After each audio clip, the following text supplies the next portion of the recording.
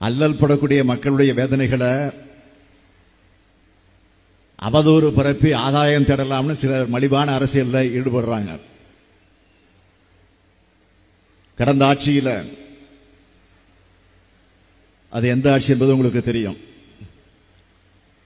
2015 செயற்கை வெள்ளத்திலையும் பல்வேறு புயல்களையும் சென்னையை வெள்ளத்தில் மிதக்க விட்ட மாதிரி இப்போ நாம தவிக்க விடல. அதற்கு பெஞ்சல் புயலில் நாம் எடுத்த நடவடிக்கைகளும் நம்முடைய பணிகளும் தான் அதற்கு சாட்சி. முன்னாடியெல்லாம் சென்னையில் மழை பெஞ்சா உதவி கேட்டு அல்லலாடுகிற நிலையும்,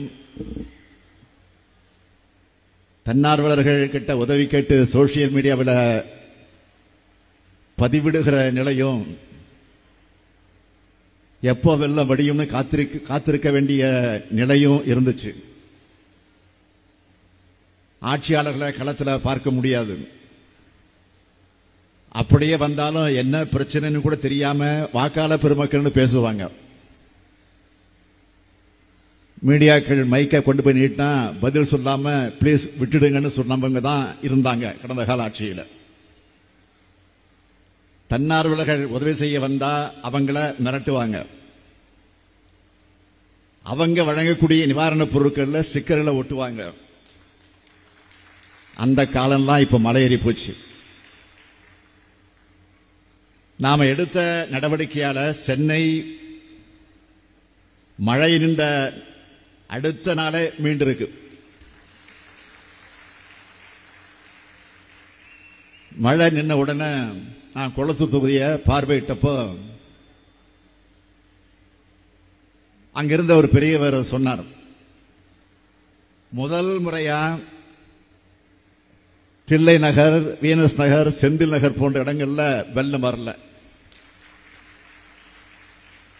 இந்த நகருக்கு விடிவு காலம் பிறந்துருச்சுன்னு சொன்னார். விடியலை தருவதுதான் உதயசூரியன்.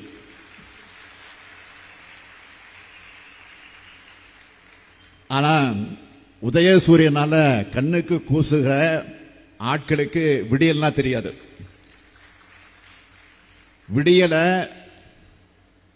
விடியல விடியாட்சின்னு சொல்லிக்கிட்டே இருப்பாங்க. தமிழ்நாட்டை படுபாதாளத்துக்கு தள்ளின அந்த விடியா மூஞ்சிகளுக்கு என்னைக்கும் விடியவே முடியாது. அது விடியவே முடியாது. அதை பத்தி நாம கவலைப்படல. அதே குளத்தூர் தொகுதியை சார்ந்த இன்னொருவர் என்கிட்ட சொன்னார், உங்களுடைய பணிகள் எல்லாம்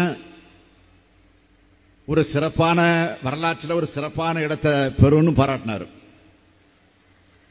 அப்ப நம்ம அமைச்சர் பக்கத்தில் இருந்த அமைச்சர் சேகர்பாபு அவர்கள் என்னிடத்தில் சொன்னார், அண்ணன் இவர் யாரு தெரியுமா, இவர் கம்ப்ளைண்ட் பார்ட்டின்னு சொல்வார். கம்ப்ளைண்ட் பார்ட்டின்னு இவருக்கு பேரே உண்டு. எப்ப பார்த்தா நாங்க போறப்பலாம் கம்ப்ளைண்ட் கொடுத்துக்கிட்டே இருப்பாரு. உடனே நான் சொன்னேன், புகார் கொடுக்கிறவங்களுக்கும் நாம பணிகளை செய்வோம், நம்ம பத்தி விமர்சனம் செய்யக்கூடியவங்களுக்கும் பணிகளை செய்வோம். ஓட்டு போட்டவங்களுக்கு மட்டுமல்ல, ஓட்டு போட மறந்தவர்களுக்கும் நாம் நன்மையை செய்வோம். இதுதான் உண்மையான பாராட்டு. இந்த பாராட்டுக்கள் தான் இன்றைக்கு எதிர்க்கட்சியை வயிறெறிய வச்சிருக்கு.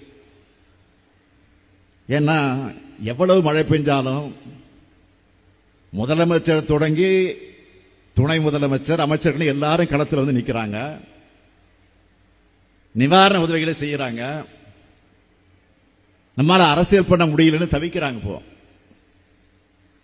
நம்மை பொறுத்தவரையில் நமக்கு மக்களுடைய மனசுதான் முக்கியம், உங்களுடைய மனசுதான் எங்களுக்கு முக்கியம். பொதுமக்கள் முன்வைக்கக்கூடிய நியாயமான புகார்களை, விமர்சனங்களை, அவங்களுடைய குறைகளை கவனத்தில் எடுத்துக்கிட்டு அதை தீர்க்க செயல்படுறோம். நம்ம அரசியல் மக்களுடைய குரல் கேட்கப்படுது, அவங்களுடைய தேவைகளை தெரிஞ்சிக்க முயற்சிக்கிறோம். அதனாலதான் மழை நின்று அடுத்த சில நாட்களிலேயே சென்னையோட அடுத்த கட்ட வளர்ச்சிக்கான திட்டங்களை தொடங்கி வைக்க நாங்கள் நீங்களும் இங்க வந்திருக்கிறோம். எவ்வளவு பெரிய மழை பெஞ்சது.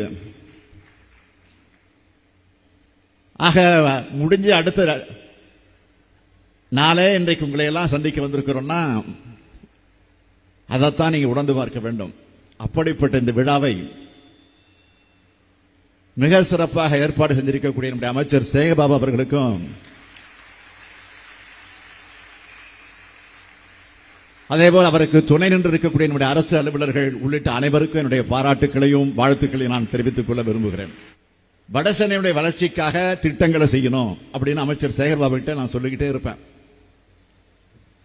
ஏன்னா எப்ப பார்த்தாலும் சவுத்துக்கே போயிட்டு இருக்கிறோம், தென் சென்னைக்கே போயிட்டு இருக்கிறோம், மத்திய சென்னைக்கே போயிட்டு இருக்கிறோம்.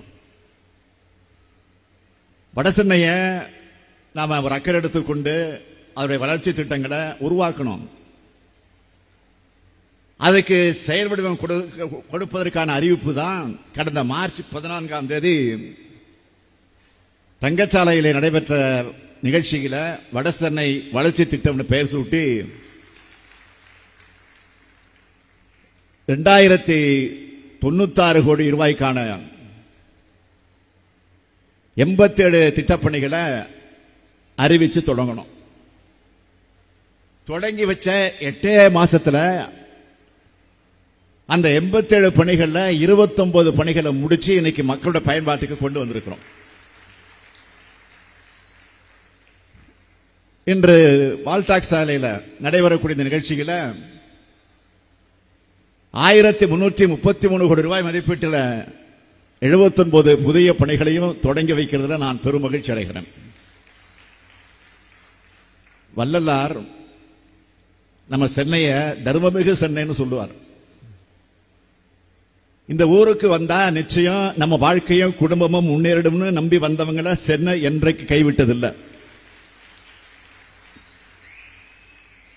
அப்படிப்பட்ட இந்த சென்னை மாநகரத்துக்கு மக்களால் தேர்ந்தெடுக்கப்பட்ட முதல் மேயராக நான் பொறுப்பேற்று இந்த சென்னையை சிங்கார சென்னையாக வளர்த்தெடுக்க திட்டங்களை உருவாக்கினேன். இன்னைக்கு முதலமைச்சர் என்ற பொறுப்பில் பல்வேறு திட்டங்களை தொடங்கி வைக்க வந்திருக்கிறேன். என்னை தலைமைச் செயலகத்தில் சந்திக்க வரக்கூடிய வெளிநாட்டு தூதுவர்கள் பல பேர் சொல்லுவாங்க, மறக்காம உன்னை நிச்சயமா சொல்லிட்டு போவாங்க, சென்னை சிட்டி எப்படி டெவலப் ஆனது, எப்படி டெவலப் ஆயிருக்க, இதுக்கெல்லாம் நீங்க தான் காரணம்னு அவங்க சொல்றதை கேட்கும் போது எனக்கு மகிழ்ச்சியா இருக்கும். அந்த மகிழ்ச்சியை விட மனநிறைவை விட இந்த மாநகரத்துக்காக இன்னும் நிறைய செய்யணும்னு என்ற எண்ணம் தான் எனக்குள் அப்போது வளரும். ஆரம்ப காலகட்டத்தில் சென்னைன்னு சொன்னால அது இந்த வட சென்னை தான். இன்னைக்கு சென்னை மிகப்பெரிய நகரமாக வளர்ந்துருச்சு. சென்னைக்கு மேயரா, உள்ளாட்சித்துறை அமைச்சரா நான் செஞ்சதை விட முதலமைச்சரா நிறைய செய்யணும்னு என்னுடைய பொறுப்பும் இன்றைக்கு கூடியிருக்கு. அதுவும் வட சென்னை வளர்ச்சிக்கு 1000 கோடி ரூபாய் மதிப்பீட்டில் ஸ்டார்ட் பண்ணோம், துவக்கி வச்சோம் முதல்ல. அதுக்கு பிறகு ஒவ்வொரு திட்டமா சேர்ந்து இப்போ 6300 கோடி ரூபாய்க்கு 252 திட்டங்கள் செயல்படுத்தக்கூடிய நிலைக்கு வந்திருக்கிறோம். என்னென்ன திட்டங்கள் இதில் எடுத்துக் கொள்ளப்படுதுன்னா, பாதுகாக்கப்பட்ட குடிநீர், சீராக கழிவுநீர் செல்வதற்கான அமைப்புகள், அனைத்து கழிவு நீரற்ற நிலையங்களை மேம்படுத்துதல், போதிய மருத்துவ வசதி, தொழிற்கல்வி திறன்பாடு பகிர்ந்த பணியிடம், நூலகங்களுடைய தரத்தை உயர்த்துதல், கல்வி மையம், பள்ளிக்கூட கட்டிடங்கள், விளையாட்டு மைதானங்கள், சீரான சாலைகள், பூங்காக்கள், மின்விளக்கு வசதிகள், துணை மின் நிலையங்கள். இது மட்டுமல்ல, 40 ஆண்டுகளுக்கு மேலாக 200 சதுர அடி குடியிருப்பில் இருந்த அடித்தட்டு மக்களோட தேவையை உணர்ந்து வாழ்விட மேம்பாட்டு வாரியம் சார்பில் 400 சதுர அடிக்கு மேலாக மறு கட்டுமான புதிய குடியிருப்புகள் ஏற்படுத்துதல்னு சென்னை மக்களோட தேவைகளை என்னென்னு பார்த்து திட்டங்களை இன்னைக்கு உருவாக்கி இருக்கிறோம். நம்ம தாய் நிலத்துக்கு தமிழ்நாடுன்னு பேர் சூட்டினார் பேரறிஞர் அண்ணா அவர்கள். மெட்ராஸ் இருந்த பேரை சென்னைன்னு தலைவர் கலைஞர் மாத்தினார். இந்த சென்னைக்கு திமுக செஞ்ச திட்டங்களை சிலவற்றை மட்டும் ஹைலைட்டா நான் சொல்ல விரும்புறேன். அண்ணா மேம்பாலம், கத்திப்பாரா பாலம், கோயம்பேடு பாலம், பாடி பாலம், மீனம்பாக்கம் பாலம், மூலக்கடை பாலம், மேற்கு அண்ணாநகர் பாலம், வியாசர்பாடி பாலம், பீட்டர்ஸ் ரோட் வெஸ்ட்காட் சாலை மேம்பாலம், பீட்டர்ஸ் ரோட் கான்ட்ராஸ்மித் சாலை மேம்பாலம், சர்தார் பட்டேல் சாலை, காந்தி மண்டபம் சாலை மேம்பாலம், டிடிகே சாலை, ஆர்கே சாலை மேம்பாலம், டவுட்டன் சந்திப்பு மேம்பாலம், பாண்டியன் சாலை, காசா மேஜர் சாலை மேம்பாலம், டிடிகே சாலை, சிபி ராமசாமி சாலை மேம்பாலம், சர்தார் பட்டேல் சாலை, எஸ்பி சாலை மேம்பாலம், எம்கேபி நகர் மேம்பாலம், பெரம்பூர் முரசொலி மாறன் மேம்பாலம்,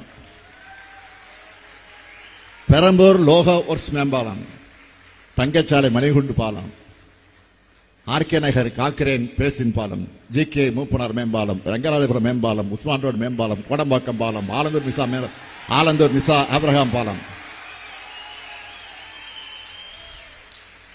கோபதி நாராயண சாலை மேம்பாலம், மேத்தா நகர் மேம்பாலம், இந்திரா நகர் பாலம், மேயர் சிட்டி பாபு மேம்பாலம், இன்னும் நிறைய இருக்கு. இறக்கிது எனக்கு அவ்வளவு இருக்கு. அது மட்டுமல்ல, செம்மொழி பூங்கா, தொல்காப்பிய பூங்கா, கலைஞர் நூற்றாண்டு பூங்கா, ஏராளமான சாலையோர பூங்காக்கள், கோயம்பேடு காய்கறி அங்காடி, கோயம்பேடு பேருந்து நிலையம், மெட்ரோ ரயில் தலைமைச் செயலகமாக கட்டப்பட்டு இன்னைக்கு பெரிய அரசு மருத்துவமனையாக இருக்கக்கூடிய ஓமந்தூரார் மருத்துவமனை கட்டடம், கிண்டியில கலைஞர் நூற்றாண்டு உயர் சிறப்பு மருத்துவமனை,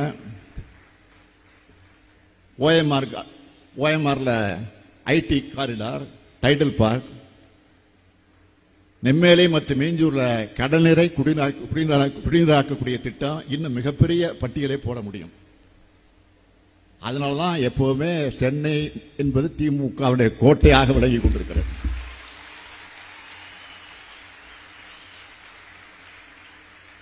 சென்னையை எப்படி கடந்த காலங்களில் வளர்த்தெடுத்தோமோ அதே மாதிரி இன்னைக்கு தொடங்கி வைக்கப்பட்டிருக்கக்கூடிய இந்த திட்டங்கள் மூலமாக எதிர்காலத்துக்கு தேவையான கட்டமைப்புகளை உருவாக்கி சிங்கார சென்னையை கட்டி எழுப்புவோம். வந்தாரை வாழ வைக்கும் சென்னை, மெரினாவில் உதிக்கக்கூடிய உதயசூரியனின் ஒளியிலும் திராவிட மாடல் ஆட்சியின் ஒளியிலும் ஒளிரும் ஒளிரும் ஒளிந்து கொண்டே இருக்கும் என்று கூறி விடைபெறுகிறேன். நன்றி, வணக்கம்.